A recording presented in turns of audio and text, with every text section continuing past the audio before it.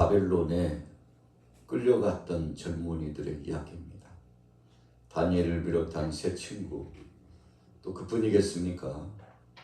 한 나라의 왕, 그리고 귀족, 또 읽기나 할 수 있는 지혜롭고 총명한 모든 젊은이들, 또 쓸만한 물건들, 모든 것 다 취하여서 바벨론으로 가져갔습니다.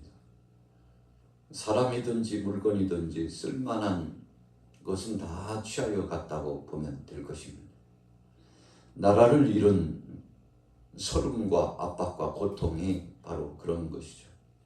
주권을 상실하고 빼앗겼다는 것은 이처럼 감당할 수 없는 시험의 무대가 찾아올 수밖에 없습니다. 그런데 설상가상으로 오늘 본문의 말씀을 보면 느부갓네살 왕이 교만방자하게 됩니다. 주변국들을 정복하고 위엄을 떨치다 보니까 그 위엄과 권위가 자기 속에서 나온 줄로 알고 교만하고 방자히 행하고 사람을 무시하고 또 하나님을 그 이름을 망령되이 일컬고, 자, 이 일로 인해서 급기야는 이 왕을 숭배하는 우상을 만들기까지 하는 거죠. 물론 느부갓네살 왕 혼자의 생각은 아닙니다. 주위에 충성한다고 말하는 충성꾼들이 왕을 충동질하는 겁니다. 어느 나라나 역사적으로 보면 이 간신배와 같은 잘못된 지침과 법률을 만들어 가지고 왕을 우상시하게 하고 또 교만하게 하고, 그래서 세상을 어지럽히는 세력들이 있는데 이유는 뭡니까?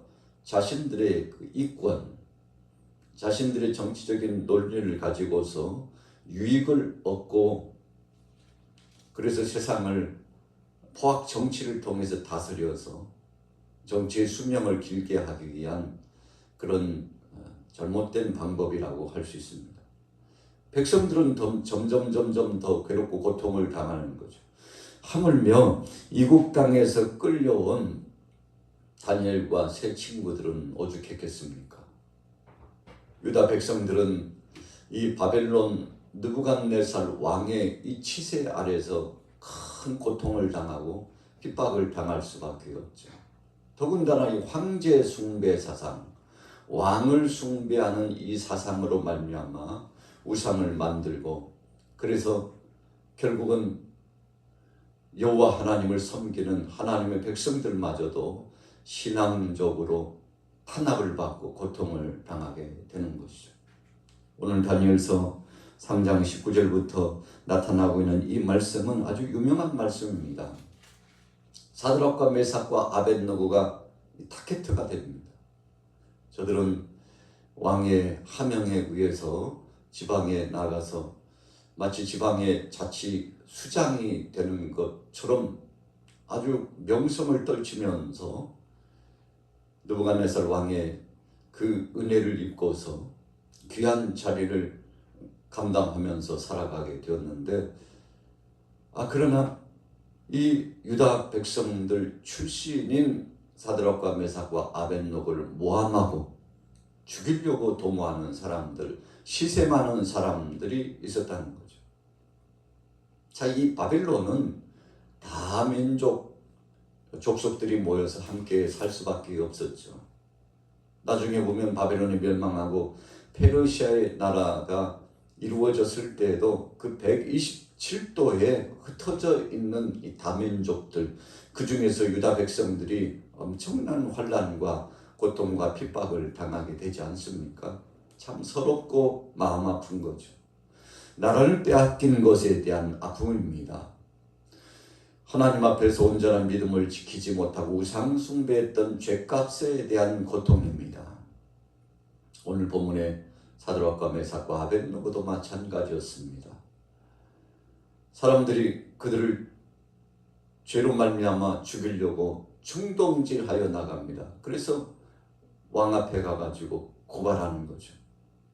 왕이 앞으로 나팔을 불고 온갖 악기를, 한마디로 말하면 오케스트라를 연주하게 되면 온 백성들이 왕뿐만 아니라 왕의 신상 앞에, 이 나라에 있어서 최고의 신이라고 하는 이 신상 앞에 절을 하고 경배를 해야 될 건데, 그렇지 않은 사람들은 뜨거운 풀무불에 던져서 차명에 처해서 죽여야 된다고.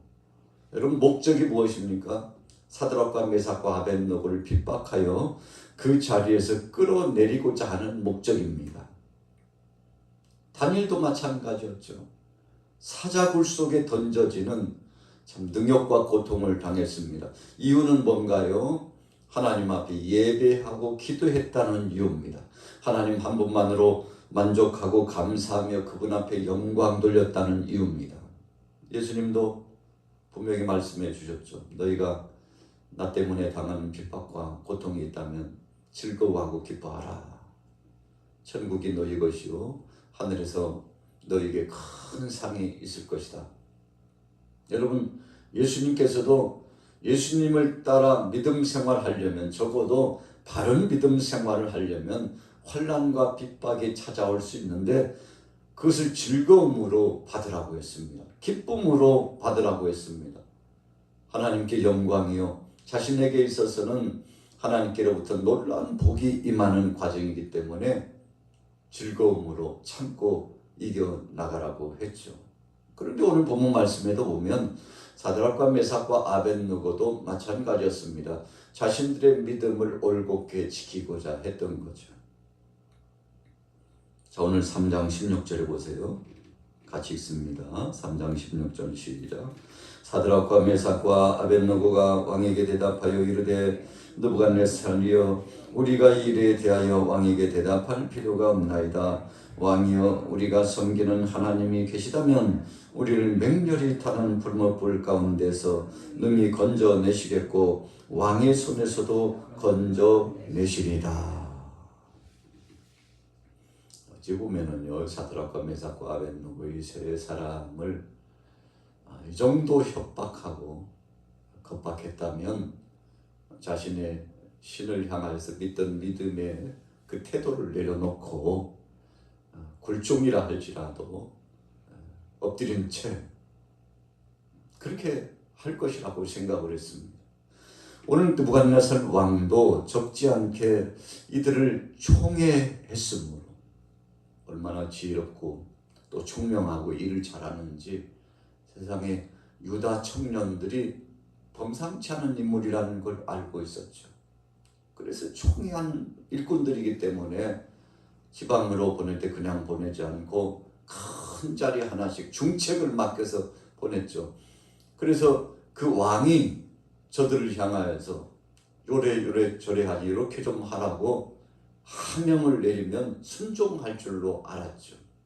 내가 너희들에게 베푼 은혜가 얼만데, 사랑이 얼만데 너희가 내게 당연히 충성해야 되지 않겠느냐, 이 말을 계속하는 겁니다. 그러니 신상 앞에 그냥 한 번만 엎드려서 악기가 총동원해서 연주가 시작되거든 지체 없이 그 신상 앞에 엎드려서 절을 하고 너희들이 나를 향하여서 충성하는 표를 좀 보여달라고 한 것이죠.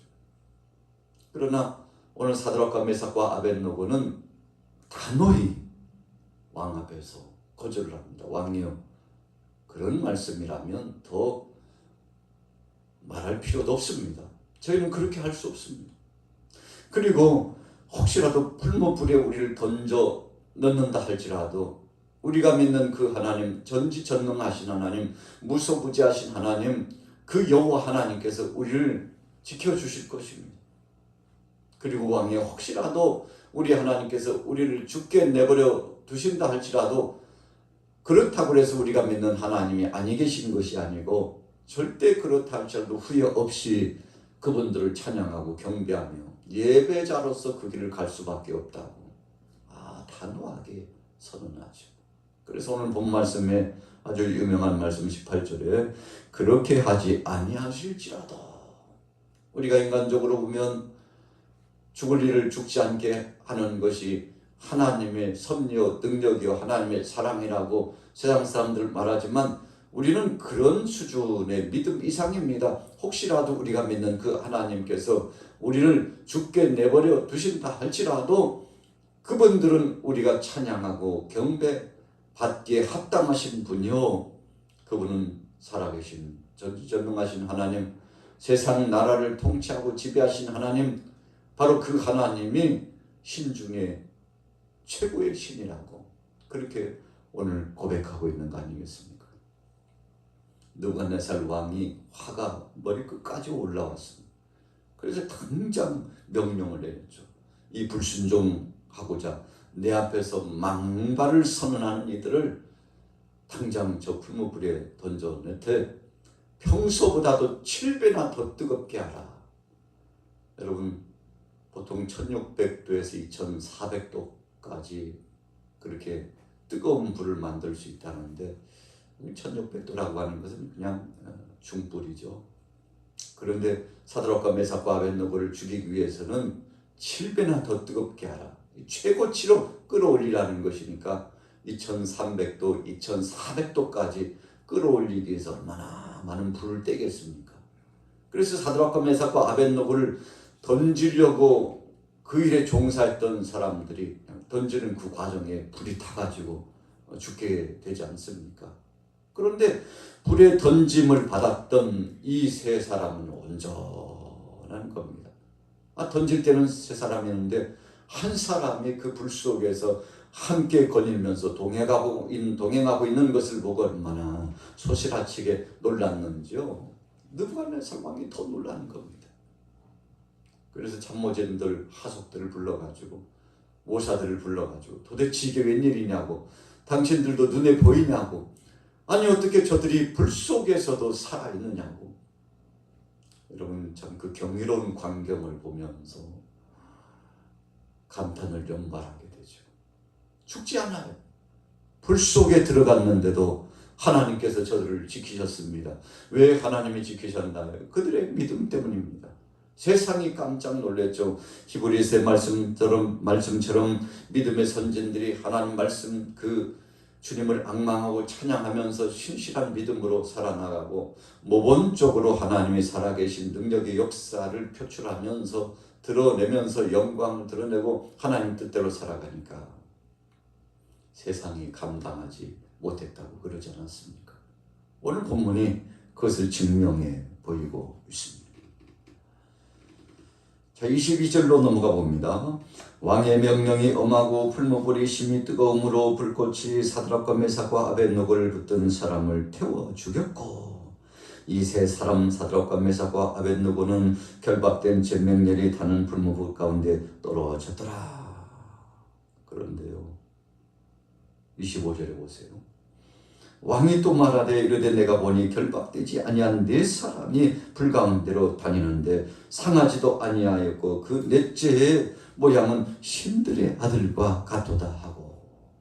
느부갓네살 왕이 우리가 성경 해석으로 보면 전통적으로 또 다른 한 사람을 예수님으로 그렇게 해석하고 표현하죠. 사랑의 주님께서 중보자로서 함께 임재하셔서 사랑하는 하나님의 백성들, 믿음의 사람을 책임져 주셨다는 건데 느부갓네살 왕이 보고 뭐라고 표현합니까? 신들의 아들과 같도다. 여러분, 독생자들 예수 그리스도께서 친 임재하셔가지고 함께 주셨다는 거죠. 천지 만물을 창조하실 때도 만세전부터 성삼위 하나님께서 함께 하셨는데 오늘 그 놀라운 보배롭고 진귀한 광경을 나타내 주셨죠. 여러분, 사람들을 시켜가지고 당장에 그 불 속에서 끌어내도록 조치를 취했죠. 어떻게 조치를 취했는지 구체적으로는 설명이 되지 않고 있습니다만 여러분, 그 불 속에서 끌어나오도록 그런 놀라운 역사가 진행되게 되지 않았습니까? 자, 26절 한번 보세요. 느부갓네살의 맹렬히 타는 불무불 악이 가까이 가서 불러 이르되 지극히 높으신 하나님의 종 사드락 메삭 아벳느고야 나와서 이리로 오라 하매 사드락과 메삭과 아벳느고가 불 가운데서 나온지라. 여러분, 세상적인 방법으로 하면, 요즘으로 말하면 뭐 끌어낼 수 있는 기구를 가지고 끌어내거나 뭐 이런저런 방법을 쓸 수 있겠죠. 우리가 상상을 동원해 보면 별의별 방법이 다 있을 겁니다.